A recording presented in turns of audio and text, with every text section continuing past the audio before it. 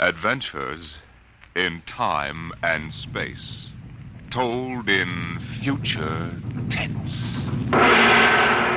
Dimension X, X, X, X, X, X, X, X, X, X.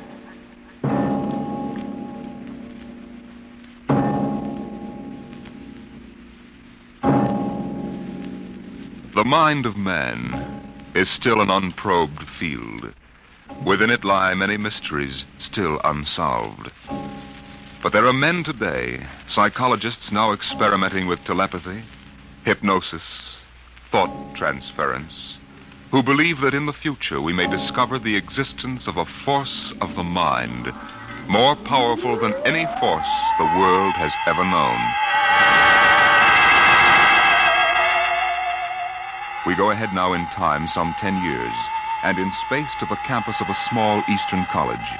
The hour is late, and in one of the dark college buildings, two men stand in front of a door that bears the name Professor Arthur Barnhouse, Psychology.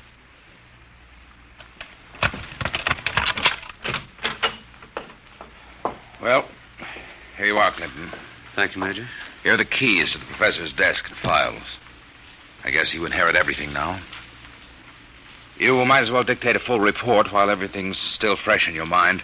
I'll wait and see you home. Oh, no, that isn't necessary. I'll be all right. You sure?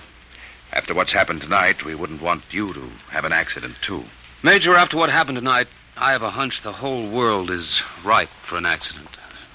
I'm afraid you're right, Clinton. Well, good night. Good night.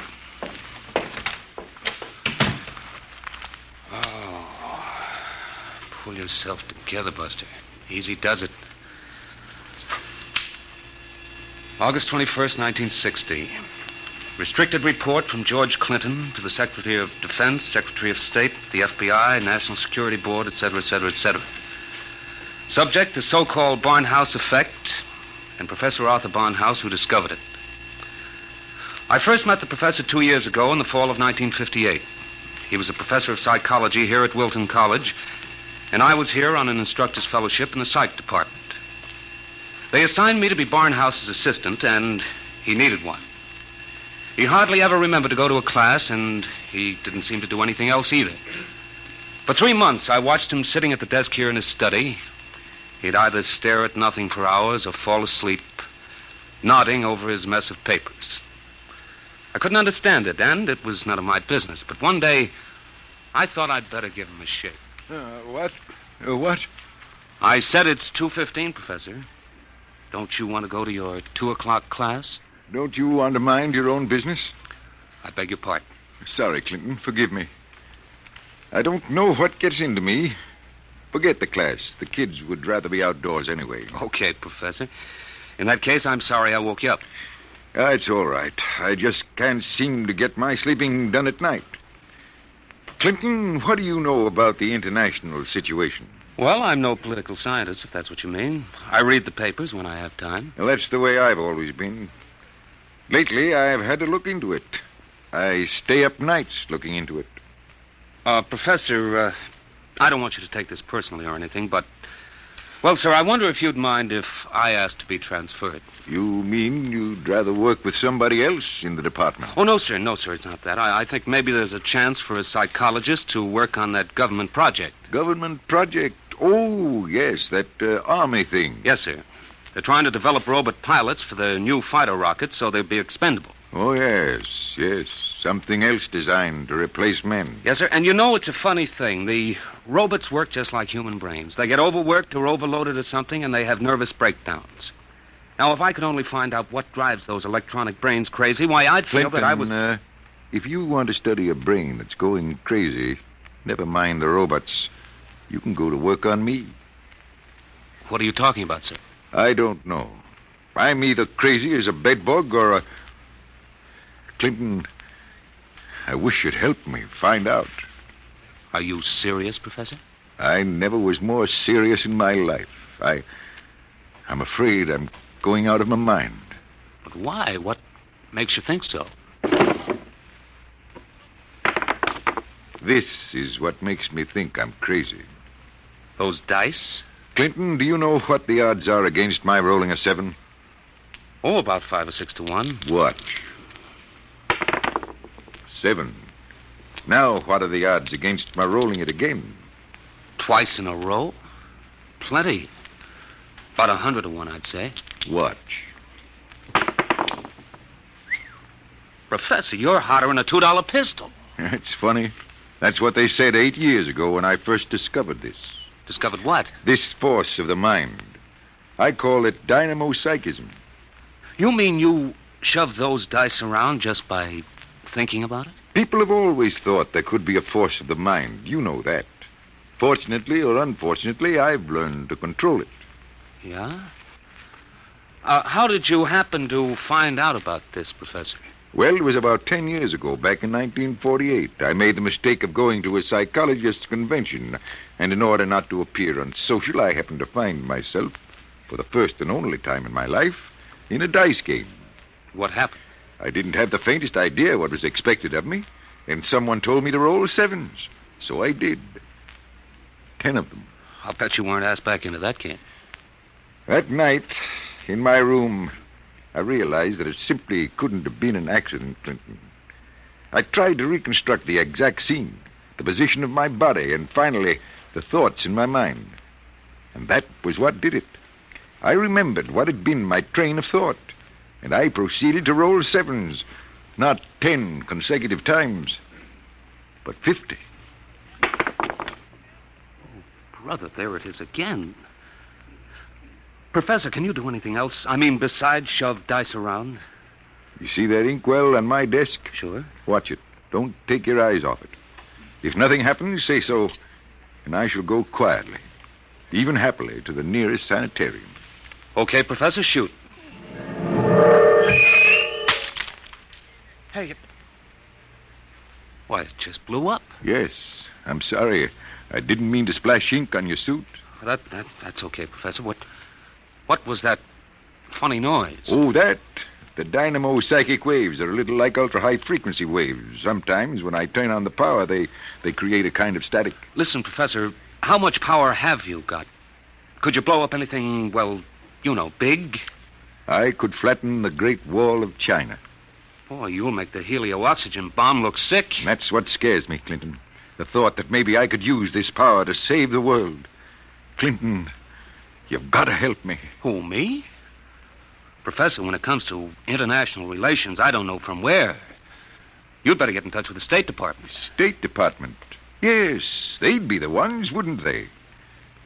Well, you probably want to be getting home now. I'll see you to the door. I could use a breath of fresh air. Okay, Professor. You better stop brooding about this. You get somebody else to do your worrying for you. Yes, you're right. I have been brooding, wondering what to do. Just sitting and staring endlessly at that awful monstrosity across the way. You mean the old bell tower? Yes, I've gotten so I can't stand the sight of it anymore. Professor! Professor, look, what... Well, there's nothing left but a pile of rubble. Oh, my, I didn't really mean to do that. Well, you see, Clinton, it's got to the point where my lightest whim is more dangerous than a blockbuster. Professor, you get in and write that letter to the State Department right now.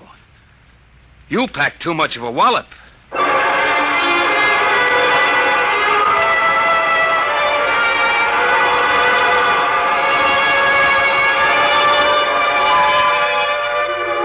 Professor Barnhouse mailed his letter, and things happened fast.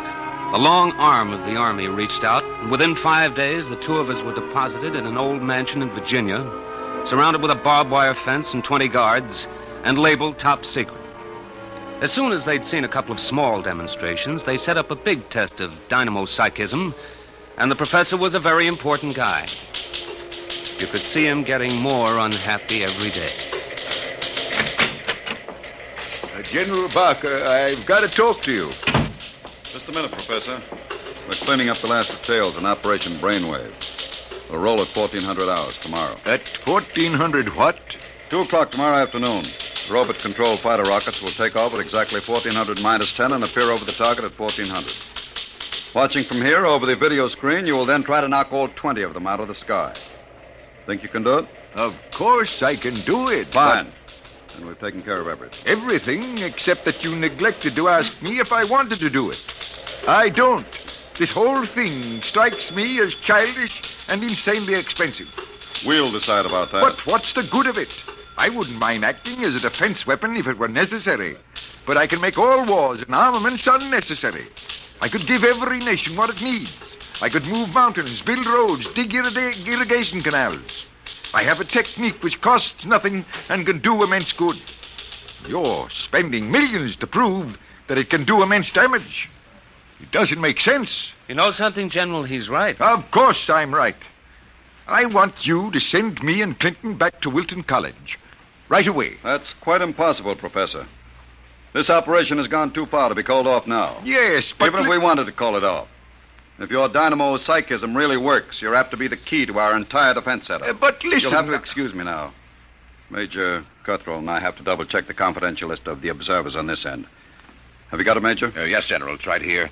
Alberts, Barker, Bernstein, Carter, Clinton, Cuthrell, Holbrook, Lawrence, Stein, Williams. Check. I guess that includes everybody of importance. What about me? What? Oh, that's taken for granted, Professor. Thanks. 1400 hours. Will you be ready? I'll be ready. And now, if someone will wind the restricted clock and put the confidential cat out, I'm going to bed.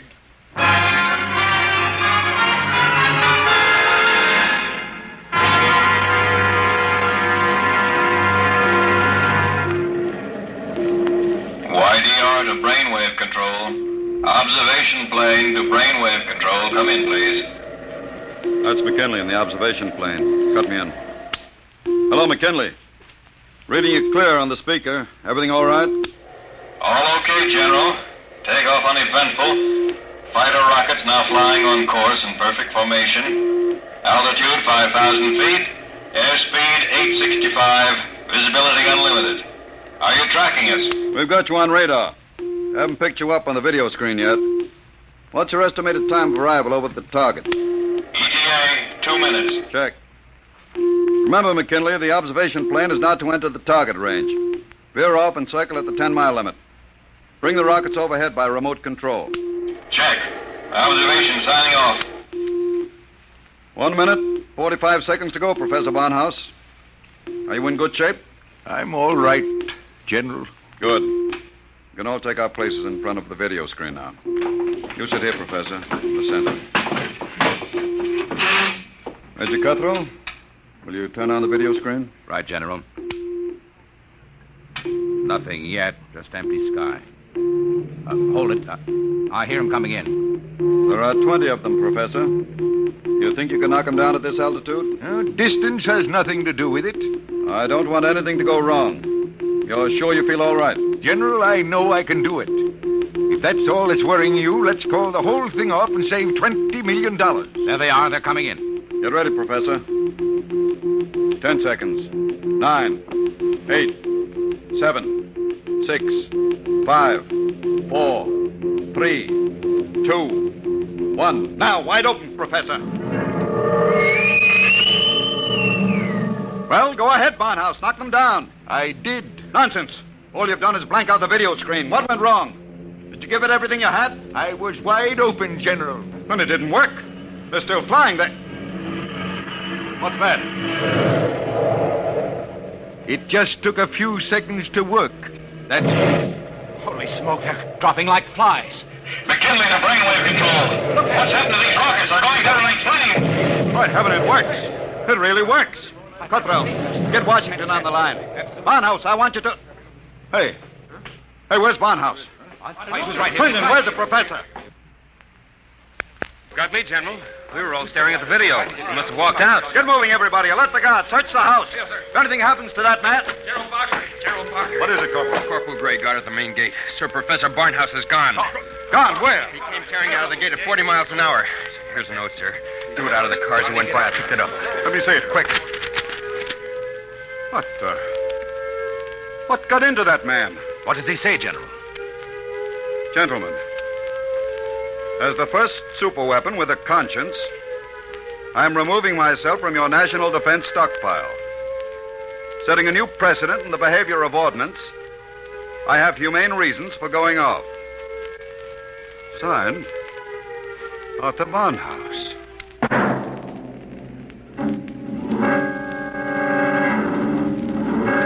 Barnhouse was gone, and within 12 hours, the world was on a spree. The headlines were glorious or terrible, depending on what you think of the things the way they are.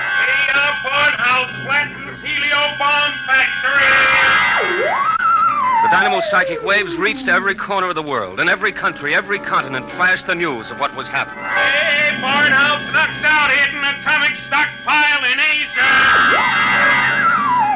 There was a new kind of war, the war of tattletales.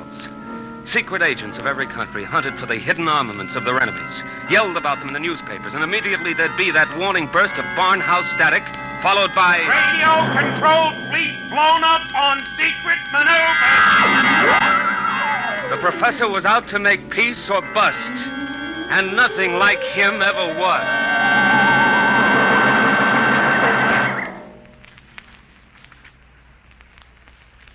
Look, Major Cuthrell, I told the FBI and the Army everything I know weeks ago. I've answered questions till I'm blue in the face. I didn't come here to ask questions, Clinton. I came to ask for your help. My help? That's right. To find Barnhouse. What if I don't want to? If you're his friend, I think you'd better. Why pick on me? You've got the FBI, the police, and Army intelligence. Why can't you find him yourselves? We're trying.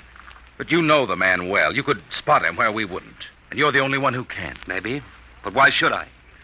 Wherever he is, I think he's doing fine. He's making war impossible, and I like it. So do I. Yes? He's putting you out of a job. That's all right with me. I'll retire to a truck farm with pleasure. Well, then? Look, Clinton, we aren't the only ones in this race. Every country in the world has its best agents out hunting for Barnhouse. Nobody can beat that kind of a manhunt. He seems to be doing all right so far. Sure, but how long do you think he can keep it up? A week? A month? Sooner or later, he'll be spotted. And if the wrong people find him, Clinton, we're done for. You know what kind of weapon this is. Whoever controls the Barnhouse effect can control the world. Well, all right. Suppose they do find him. He'd never give the secret away. Never give it away? Are you out of your mind? You think these fellas are playing for marbles? Well, no, but... Read the papers, Clinton. Don't you know what's going on in the rest of the world? Yes, They'll get the secret out of Barnhouse, all right. What happens to him in the process won't be very pretty. Well, he must realize that, then. He'll never let himself be taken alive. He may not have the choice. And if he doesn't, God help us all. All right. All right, I'm in. Good. Now, do you know anything that you haven't told us? Anything that might give us a lead? Only this. It was addressed to me. I found it here on his desk the morning after he escaped. You mean he came back here? Yes. I guess he needed to pick up some personal effects. Anyway, the files were open, and he left this note on a scrap of paper. Anything to do with the Barnhouse effect? Read it yourself. It's Greek to me. Just these few lines scrawled on a piece of paper, and the last one breaks off right in the middle of a sentence. This stuff doesn't make any sense at all. You know, from the looks of this, I'm beginning to wonder if the professor isn't going off his rocker. I thought of that, too. All the more reason why we've got to get to him quick. He may be helpless, and the whole world's on his track. Come on, Clinton. We haven't much time.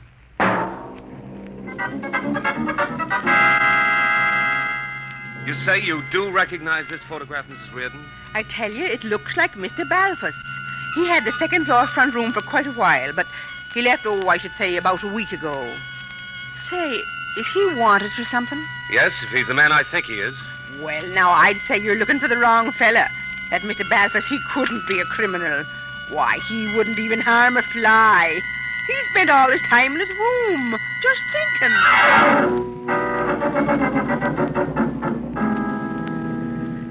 Oh, brother, it's hot. What a way to spend an August afternoon, huh, Major? Give my eye teeth to be at Jones Beach. So would I, Corporal. We've got work to do here. Look, sir, we've been cruising around these radio detection cars for a week. Not a sign of Barnhouse static. The professor must have run out of things to work on. Well, we'll give him a little more time. Switch to shortwave. See if there's anything special coming through. Yes. Try the 9-meter band. This is Radio Miranda calling. Let's hear that. Our American enemies who have hidden behind the unjust and diabolical persecution by Professor Arthur Barnhouse will tyrannize us no I more. wonder if the professor's out of Today, this. our glorious leader takes up his residence in a shelter, shielded with lead against all dynamo psychic rays. With his protection designed by our brilliant scientists to be absolutely impregnable against the Barnhouse effect. You will once again lead us on the path of our glorious death. Quick, triangulate it and get me a fix. I've got it. Let me check this chart. Quick, man. 3.9, 1.7. Oh, my aching back. What is it? We haven't got a prayer of finding a major. He'd have to be picked out of 2 million people. Where is Barnhouse? Right where I was wishing I was. Right smack in the middle of Jones Beach.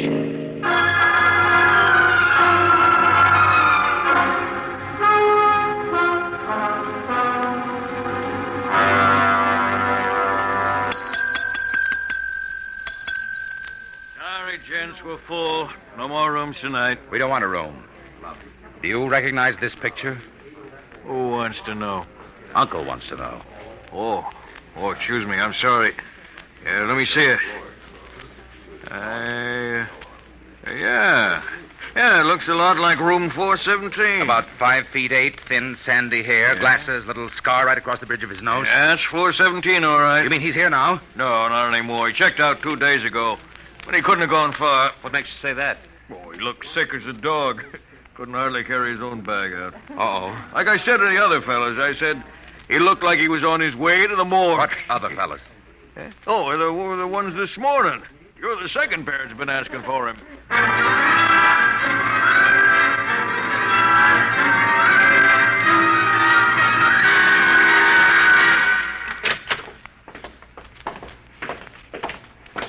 Here we are, Ward 15. This way, gentlemen. You're sure he's here, nurse? Oh, yes. Thank heaven we're in time. Well, I wasn't on duty when he came in, but one of the other girls told me he'd collapsed in the street. The ambulance brought him in. Poor guy, he must have really had it rough. Oh, here you are. Bed number 78. This is your man. Wait a minute. This isn't Barnhouse. But I was perfectly sure. Oh, wait, let me check his chart. Dismissed 8 p.m. Only an hour ago. Oh, dear, now I remember. Remember what? If he was sick, why did you let him go? Well, 2 of his friends came and took him away. They didn't want him in the charity ward. They said they'd make sure that he was taken care of.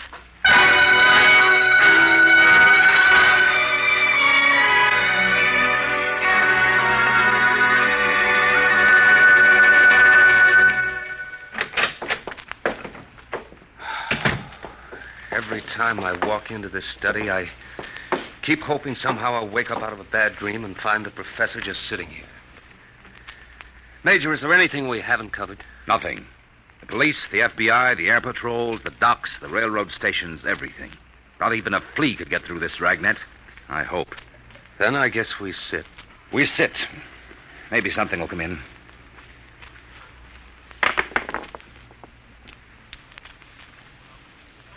You have to roll those dice. I'm sorry. I wasn't thinking. An hour. That's what's driving me crazy. 1 hour sooner, and he'd have been in our hand, not theirs. I know. Well, maybe he's still all right. How can he be all right? He's in the hands of a foreign power. We don't know that for sure. The professor was a likable little guy. He couldn't have lasted this long if he hadn't found some friends. Maybe they came and took him away. Well, grab that. Hello? Yes? Clinton, is that you? Professor Barnhouse. Clinton, they've got me. Who's got you? Where are you, Professor? I don't know. They said something about taking me to an airport. An airport? Which one? Listen, Clinton, I've got to tell you. The inkwell. What are you talking about? Remember the inkwell? Professor. Professor Barnhouse. Operator. Your call, please. Operator, that caller just came in here. Can you trace it? I'm sorry, sir, but I'm afraid it's too late. Your party has been disconnected.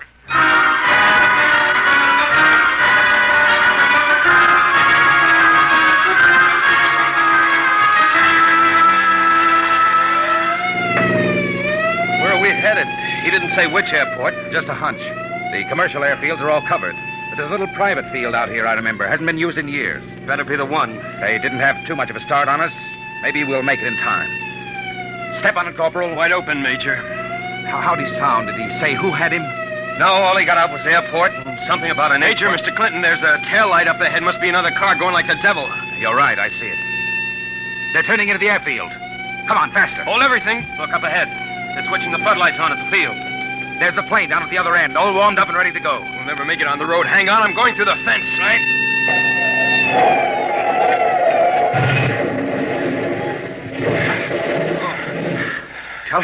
What's the matter? Get going. Sorry, sir. Must have cracked the axle. They're taking off. Get out the submachine gun. You can't. Barnhouse is in that plane. You'll kill him. We've got to take that chance. That plane's headed straight for us. Hit the dirt. Get that gun working, Corporal. Aim for the propeller.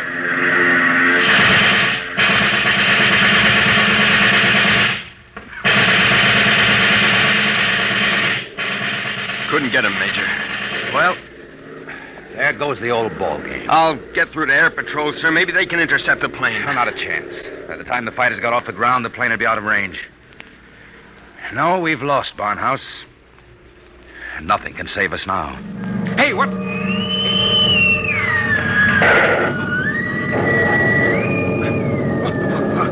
What hit me? Clinton, are you all right? Yeah, sure. The plane. It's gone. I know. Barnhouse blew it right out of the sky. He wouldn't let himself be taken alive. Boy, he really did it the hard way. Poor guy. He shouldn't have had to be a hero. All he ever wanted was peace. Peace? What's that? Now the arms race will start all over again. And with Barnhouse gone, what's left to stop it?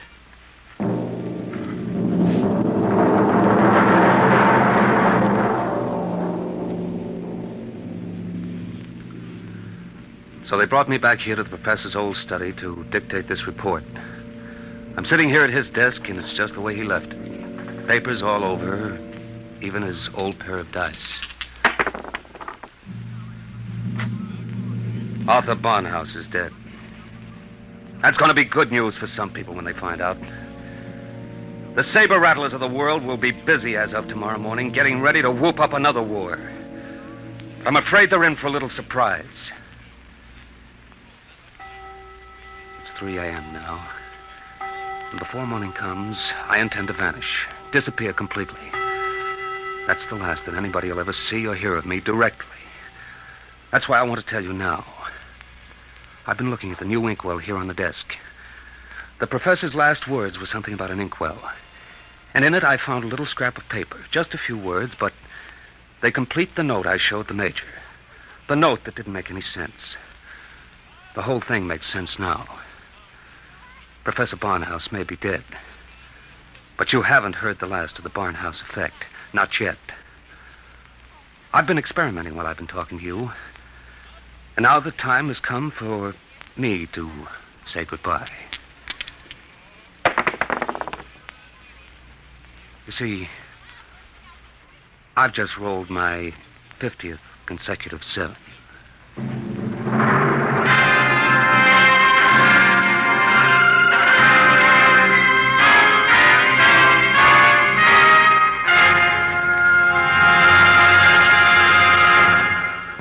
You have just heard Report on the Barnhouse Effect by Kurt Vonnegut, Jr.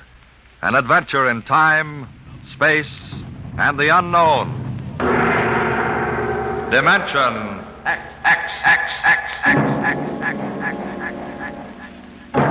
Next week, the strange story of the interspace rocket Star Cloud, which vanished mysteriously behind the Great Galactic Barrier in the year 1986. What happened to it and to its crew? We'll tell you next week.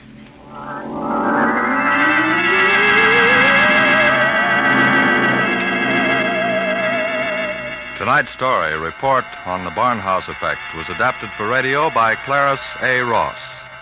Featured in the cast were Bill Quinn as Clinton, Ed Jerome as Professor Barnhouse, and Carl Weber as Major Cutthroat. Your host was Norman Rose. Music, Albert Berman. Engineer, Bill Chambers. Dimension X is produced by Van Woodward and directed by Edward King.